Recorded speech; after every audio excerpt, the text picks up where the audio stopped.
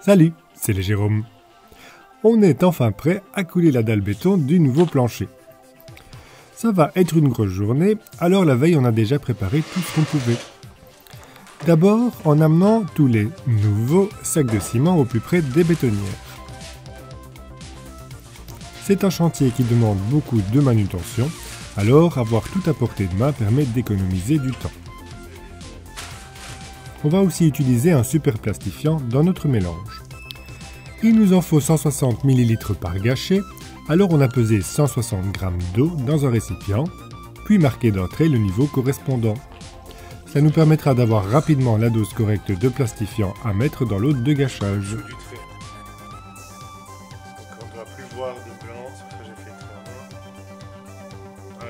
Tout le matériel est prêt, doseur, ciment et tous nos seaux de 10 et 12 litres pour doser le sable. On en mettra environ 32 litres par bétonnière. En ce qui concerne le plancher, on a disposé des plattelages de circulation pour pouvoir rouler avec une brouette. On vérifie une dernière fois que tout est bon, notamment le niveau, et on s'est fait un guide de niveau qui, avec le niveau laser, nous indique le niveau fini de la dalle. Niveau. Et ici, sur la périphérie en liège qui est au même niveau que la dalle finie, c'est tout juste au-dessus de l'adhésif qu'on a collé autour du manche. Quand on mettra cet outil sur le béton, on verra tout de suite si on a atteint la hauteur de béton à remplir. On a vérifié sur tout le tour et tout est bien. D'ailleurs, en mettant le niveau laser au niveau du liège, niveau, on peut voir que cela affleure partout, ce qui est nickel.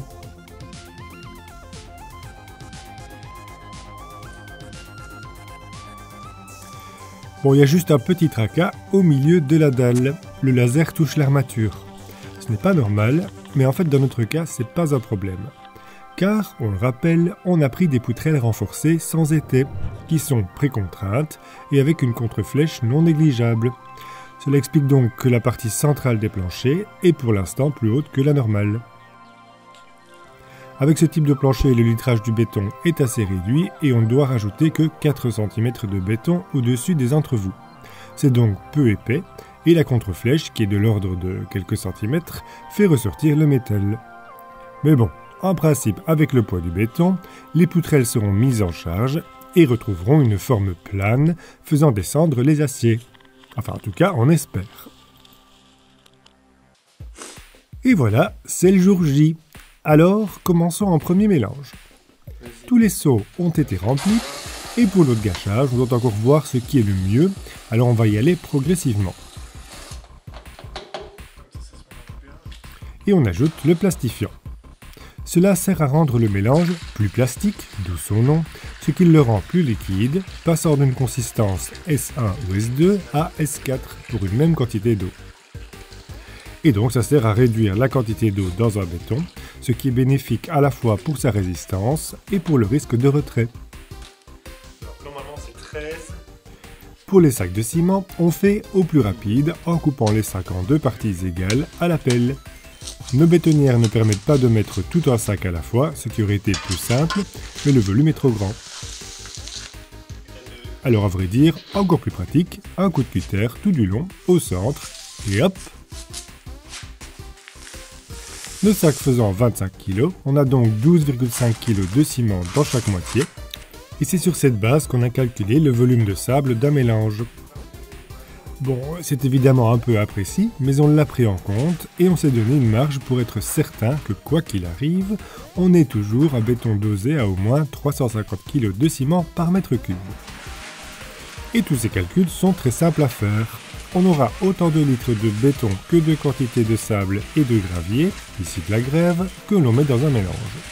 Et puis le dosage de ciment se fait à 350 kg par mètre cube ou 0,35 kg par litre de grève. Ou alors si on inverse, 1 sur 0,35, 2,85 litres de grève pour 1 kg de ciment. Et pour nos moitiés de sac de 12,5 kg approximatifs, cela donne 35,7 litres de grève. On est donc large si on met trop de sable ou trop peu de ciment. Bon, la consistance semble correcte, alors c'est parti. On déverse donc le béton sur la dalle. On commence par les côtés pour ne pas créer de zone de surcharge. Le béton est réparti avec un râteau et on utilise une aiguille vibrante pour que le béton soit compact et exempt de bulles d'air. En insistant bien surtout sur les côtés dans les tranchées du chaînage qui sont plus profondes. Les deux bétonnières tournent en permanence et c'est pas trop peu. Le papa Jérôme était là pour nous aider à la préparation. Alors le goulot d'étranglement en fait finalement c'était de devoir aller chercher les seaux de sable.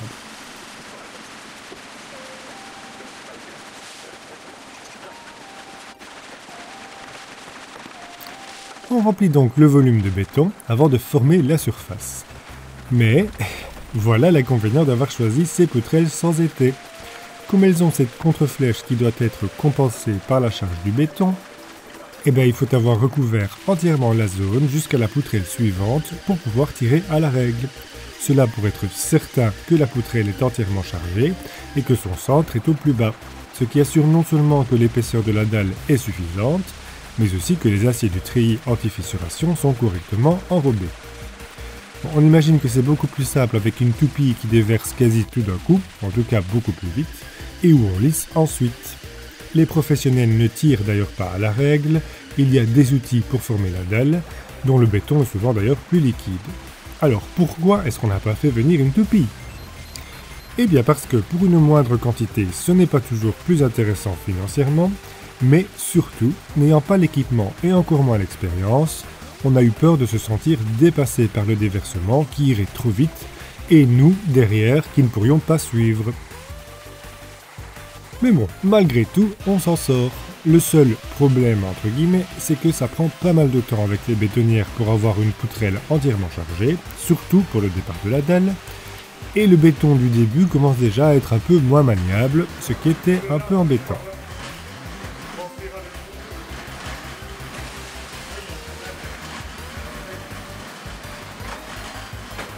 On coule donc la dalle par bande sur deux poutrelles afin que celle du milieu soit chargée.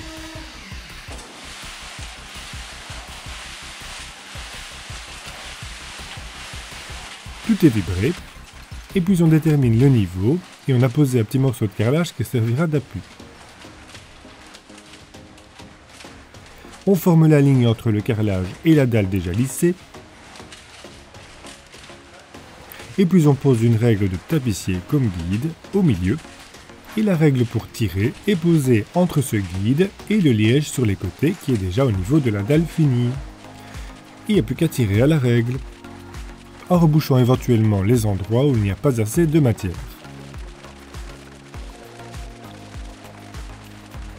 Et pendant ce temps-là, le béton continue d'arriver.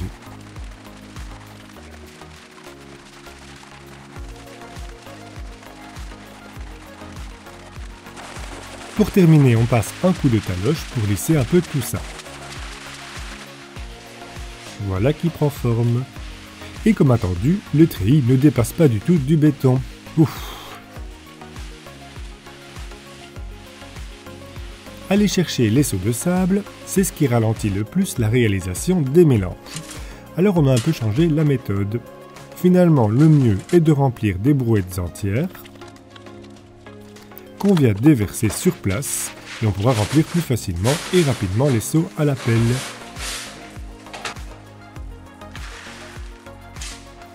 Ça va effectivement plus vite et idéalement on aurait dû faire déjà ça la veille. Alors le remplissage des seaux peut paraître un peu fait à la hâte. Ça fait beaucoup là, non? Mais si on les remue un peu, on arrive presque au bon niveau. Et puis surtout, comme on l'a expliqué, on a une bonne marge de tolérance au niveau du dosage du ciment, ce qui permet de pouvoir faire ça comme ça, et rapidement, quitte à ce qu'il y en ait un petit peu plus. Il y en a un peu plus, je vous le mets. En tout cas, ça carbure du côté des bétonnières.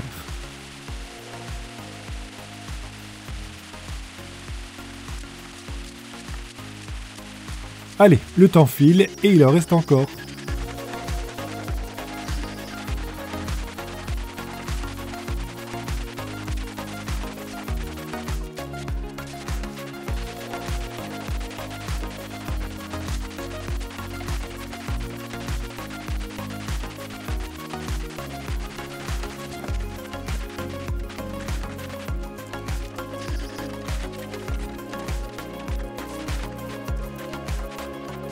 on voit le bout tout doucement. Pour la dernière bande, on revient vers les bétonnières, perpendiculairement à ce qui a déjà été fait.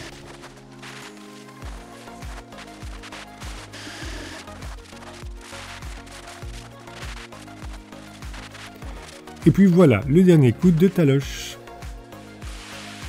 La surface est plane, mais tout de même assez rugueuse. Peut-être qu'on aurait pu aussi utiliser une lisseuse pour un rendu plus fin. Mais bon, le temps était compté et ce travail était déjà assez intense et stressant. On pourra toujours faire un ragréage s'il faut une surface parfaitement lisse. Et voilà, la dalle est formée. On a commencé la journée assez tôt et on a bien fait. Au total, il nous aura fallu 60 mélanges, soit un peu moins de 2 mètres cubes, ce qui est plus que prévu car on devait tourner autour des 1,6 mètres cubes. Bon. Du dernier mélange, il nous reste 2 seaux de béton, on les a vidés dans un trou à la cave. Bref, là il reste encore tout le matériel à nettoyer, ainsi que le chantier, et il se fait tard et on est épuisé. Donc, on lâche la caméra pour finir tout ça. Quelle journée! Et voilà une grosse étape de franchie qui clôture tout de même une grosse série de travaux depuis qu'on a commencé à démolir l'ancienne dalle. Merci encore à Gérard pour son aide sur le chantier. Et on tenait aussi à remercier Nico de la chaîne Maçon du 47 pour sa gentillesse et le temps qu'il a pris pour répondre à nos questions et interrogations. Le béton doit faire sa prise un minimum avant qu'on puisse marcher dessus. Et pour assurer une bonne cure du ciment, pendant quelques jours qui ont suivi, on a humidifié la dalle. Cela pour que le ciment des couches superficielles puisse s'hydrater correctement, surtout qu'il faisait assez sec ces jours-là.